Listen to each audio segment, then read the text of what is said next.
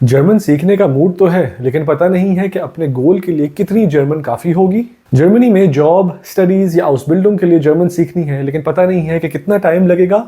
Vocabulary और grammar के वो कौन से कॉन्सेप्ट्स हैं जो जर्मन लैंग्वेज सर्टिफिकेट के लिए रिक्वायर्ड हैं। अगर ये सवाल आपके हैं तो ये वीडियो आपके लिए है, क्योंकि इसमें मैं आपको जर्मनी में फ्लुएंसी के लिए कितना टाइम लगता है उसके बारे में बताऊंगा, आपके गोल के हिसाब से कितनी फ्लुएंसी आपको चाहिए उसके बारे में, और कौन से कॉन्सेप्ट्स हैं जो आपकी लैंग्वेज सर्टिफिकेट के लिए रिक्वायर्ड होते हैं। हालो लीबे फ्रेंडे, वी गेट अस ऑय। हेलो फ्रेंड्स, कैसे हैं आप सब। अगर आपको मेरी वीडियो से बेनिफिट मिल रहा है तो प्लीज़ मेरे चैनल को सब्सक्राइब कीजिए, इस वीडियो को लाइक कीजिए, अपने फ्रेंड्स के साथ शेयर कीजिए और कमेंट्स भी वीडियो के नीचे लिखिए। जर्मन लैंग्वेज सीखने के बहुत से रीजंस हो सकते हैं। फॉर एग्जांपल, आप जर्मनी फैमिली रियूनियन वीज़ा के लिए अप्लाई करना चाह रहे हैं, या आप जर्मनी में स्टडीज़ करना चाह रहे हैं, या जॉब करना चाह रहे हैं, या आउसबिल्डिंग करना चाह रहे हैं, या एज ए लॉयर या डॉक्टर प्रैक्टिस करना चाह रहे हैं, जर्मन सोसाइटी में इंटीग्रेट करना चाह रहे हैं, या नेशनैलिटी के लिए जर्मन चाहते हैं, या अपनी जॉब में प्रोग्रेस करने के लिए जर्मन चाहते हैं, वगैरह वगैरह। डिपेंडिंग अपॉन कि आपका क्या गोल है जर्मन लैंग्वेज सीखने का, आपके लिए रिक्वायर्ड फ्लुएंसी लेवल डिफरेंट हो सकता है किसी और से, और उसी हिसाब से जितना टाइम आपको लगता है इस फ्लुएंसी लेवल को रीच करने में, ये भी डिफरेंट हो सकता है। और इसमें एक और फैक्टर जो इंपॉर्टेंट है कि आपका स्टार्टिंग पॉइंट क्या है। क्या आपको बिल्कुल कोई जर्मन नहीं आती, या मे बी थोड़ी बहुत जर्मन आती है। आप में से बहुत से लोगों ने मुझे कांटेक्ट किया और पूछा कि हमें जर्मन लैंग्वेज सीखने में कितना टाइम लगेगा, या हमें कितनी जर्मन चाहिए। जो फैक्टर्स मैंने आपको बताए, यानी टारगेट फ्लुएंसी लेवल और आपका स्टार्टिंग पॉइंट और आपका गोल जो कि आपको लैंग्वेज के बाद सीखना है, और आपके पास कितना टाइम और फाइनेंशियल रिसोर्सेज हैं, इन सारे फैक्टर्स के बारे में इंफॉर्मेशन होना ज़रूरी है ये जज करने से पहले कि आपको कितना टाइम लगेगा अपनी जर्मन लैंग्वेज सीखने में। मैंने अपने एक्सपीरियंस और रिसर्च में डिफरेंट रीजंस देखे हैं जिनकी वजह से लोग जर्मन लैंग्वेज सीखते हैं।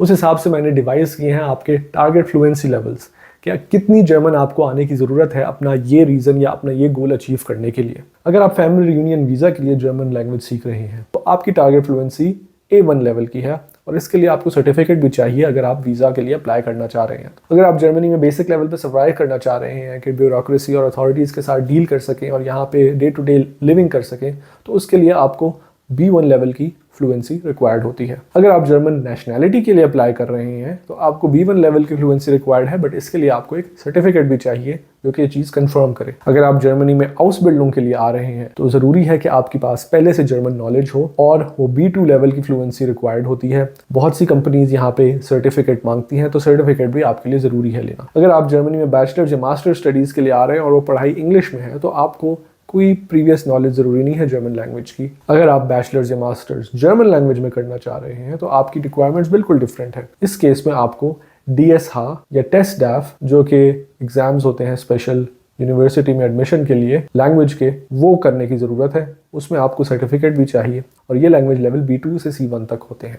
अगर आप एज अ मेडिकल डॉक्टर या लॉयर ऑपरेट करना चाहते हैं जर्मनी में, तो उसके लिए आपको जर्मन लैंग्वेज की फ्लुएंसी चाहिए, और वो एटलीस्ट B2 होनी चाहिए, जिसके लिए आपको सर्टिफिकेट भी चाहिए। और आपको जर्मनी में स्पेशलाइज्ड नॉलेज चाहिए जो कि C1 लेवल पे होती है। उसके लिए आपको एग्जाम पास करना होता है जिसको फाखस्प्राखप्रूफुंग कहते हैं। और अगर आप जर्मनी में थ्राइव करना चाहते हैं, चाहे वो जॉब के अंदर प्रमोशन हो, या ब्यूरोक्रेसी के साथ डीलिंग्स हो, या लॉज इंटरप्रेट करना हो, या इवन बिजनेस स्टार्ट करना हो, तो उसके लिए आपको C1 फ्लुएंसी लेवल चाहिए होता है। अब आते हैं इस सवाल पे कि ये टारगेट फ्लुएंसी लेवल रीच करने के लिए आपको कितना टाइम लगेगा। तो इसमें अगर एक रफ कैलकुलेशन करें तो दो तरह की अप्रोचेस हो सकती हैं आपको German target fluency level reach करने के लिए। एक, कि आप ऑल आउट जाएं 100% कॉन्सेंट्रेशन के साथ, 100% फोकस के साथ, बगैर किसी और एक्टिविटी के जर्मन लैंग्वेज सीखें।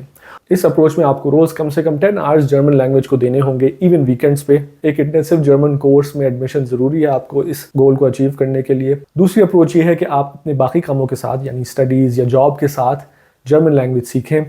इसमें आप हर रोज़ 3 to 4 आवर्स जर्मन लैंग्वेज को टाइम दें। वीकेंड्स मैं इसमें इंक्लूड नहीं कर रहा। अभी आप पे डिपेंड करता है कि आप ऑल इन अप्रोच से जाते हैं या रीजनेबल अप्रोच से जाते हैं। आपके टाइम पे या आपकी फाइनेंशियल रिसोर्सेज पे ये सब डिपेंड करता है। स्टार्ट करते हैं A1 से।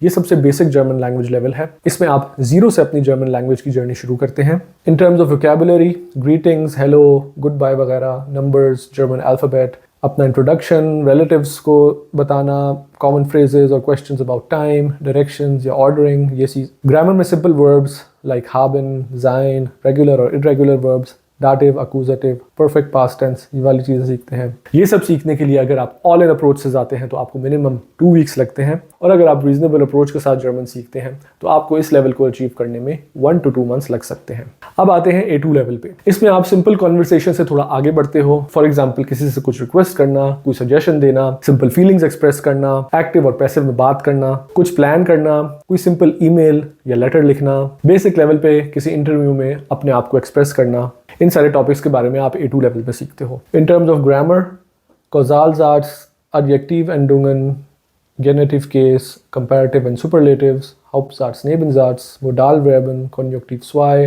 Verbs plus Prepositions, trennbare Verben, Relativsätze, Präterium, ये सारी चीज़ें आप सीखते हो। अगर आपने A1 लेवल अच्छी तरह से पास किया है तो A2 लेवल अचीव करने के लिए आपको ऑल इन अप्रोच से मिनिमम 4 वीक्स लगेंगे, और अगर आप रीजनेबल अप्रोच से जाते हो तो आपको 2 मंथ्स चाहिए। B1 लेवल, इस लेवल पे आप जर्मन के एडवांस ग्रामर कॉन्सेप्ट सीखते हो। आपकी कॉन्वर्सेशंस भी इंटरमीडिएट लेवल पे हो जाती हैं। आप अपने वर्क या स्कूल के बारे में किसी को एक्सप्लेन करो, अपने प्लान्स किसी के साथ शेयर करो, हिस्ट्री में किसी के साथ बात करो, अपने पर्सनल एक्सपीरियंसेस शेयर करो, अपनी प्रॉब्लम्स के बारे में कम्युनिकेट करो, जॉब्स के लिए अपनी एक्सपर्टीज को एक्सप्लेन करो, जॉब डिस्क्रिप्शन को समझो और उनके बारे में बात करो। ये सारे वो टॉपिक्स हैं जो आप B1 लेवल पे सीखते हो। ग्रामर कॉन्सेप्ट्स में Konjunktiv 2 in detail, adverbs, additional new adjectives, Doppelkonjunktion, new Nebensätze, Präterium की फर्दर प्रैक्टिस, फ्यूचर टेंस, पार्टिसिप 1, टेम्पोरले प्रेपोजिशनन। अगर आपने ऑलरेडी A2 लेवल अच्छी तरह से अचीव कर लिया है तो B1 लेवल अचीव करने के लिए आपको ऑल इन अप्रोच के साथ एटलीस्ट 2 मंथ्स लगेंगे, और अगर आप रीजनेबल अप्रोच के साथ जाते हो तो उसमें आपको 3 to 4 मंथ्स भी लग सकते हैं। B2 लेवल, इसमें आपका मैक्सिमम टाइम स्पीकिंग में लगता है। जर्मन ग्रामर के 75% कॉन्सेप्ट्स आपने B1 लेवल तक सारे सीख लिए होते हैं। एब्स्ट्रैक्ट और कॉम्प्लेक्स टॉपिक पे डिस्कशंस करते हुए अपने आप को अच्छी तरह से एक्सप्रेस करना, और जर्मन नेटिव्स के साथ डिस्कशन करते हुए without a lot of effort एक दूसरे की बात को समझना। B2 लेवल पे आप इस लेवल पे कम्युनिकेट करना सीखते हो। इस पॉइंट पे आपको अपनी पूरी ग्रामर को अच्छी तरह से रिवाइज करना होता है और मैक्सिमम प्रैक्टिस करने की ज़रूरत होती है, और मोस्ट इंपॉर्टेंट ये कि आप डेली लाइफ में अपनी जर्मन लैंग्वेज को यूज़ करो। B2 वो लेवल है जहाँ पे आप जर्मन लैंग्वेज को अपनी नीड के हिसाब से स्पेशलाइज तरीके से सीखते हो। इसके लिए B2 लैंग्वेज कोर्सेज जो कि Berufssprach कोर्स कहलाता है वो ऑफर होते हैं डिफरेंट इंस्टीट्यूट्स में। उन कोर्सेज में आप अपनी जॉब से रिलेटेड टर्मिनोलॉजी को यूज़ करते हो। अगर आपने जर्मनी में यूनिवर्सिटी में बैचलर्स या मास्टर्स जर्मन लैंग्वेज में करना है तो उसके लिए आपको TestDaF या DSH जो कि Deutsche Hochschulprüfung होती है, उनके एग्जाम्स क्लियर करने होते हैं। तो ये एग्जाम्स पास करने के लिए मिनिमम आपको B2 लेवल लैंग्वेज फ्लुएंसी चाहिए होती है।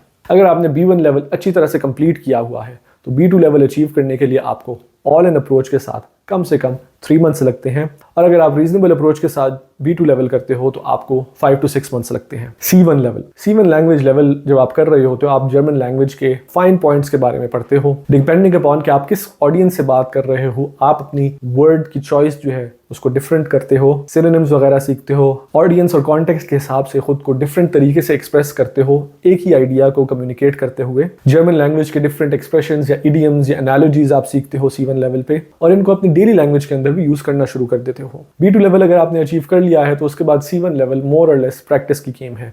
इसमें अगर आप ऑल इन अप्रोच के साथ जाते हो तो 2 to 3 मंथ्स आपको लगते हैं, और रीजनेबल टाइम के साथ again 5 to 6 months C1 level को अचीव करने के लिए भी आपको लगते हैं B2 लेवल के बाद। C2 लेवल ऑफ कोर्स एक नेटिव लैंग्वेज लेवल फ्लुएंसी होती है।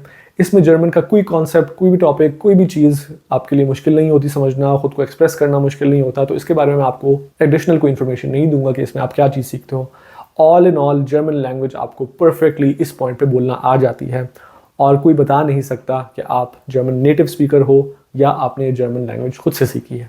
इसके साथ मैं अपने वीडियो के एंड पे पहुंचता हूं। इस वीडियो में मैंने आपको बताया कि डिपेंडिंग अपॉन कि आपका जर्मन लैंग्वेज सीखने का क्या रीज़न है, आपका टारगेट फ्लुएंसी लेवल क्या होना चाहिए, और A1 से लेके C2 तक जो डिफरेंट लैंग्वेज लेवल्स हैं इनमें कौन से कॉन्सेप्ट्स आप सीखते हो और इनको सीखने में आपको कितना टाइम लग सकता है डिफरेंट अप्रोचेस को अप्लाई करते हुए, इसके बारे में मैंने आपको बताया। आई होप इस इन्फॉर्मेशन से आपको अपनी जर्मन लैंग्वेज जर्नी में बेनिफिट मिलेगा।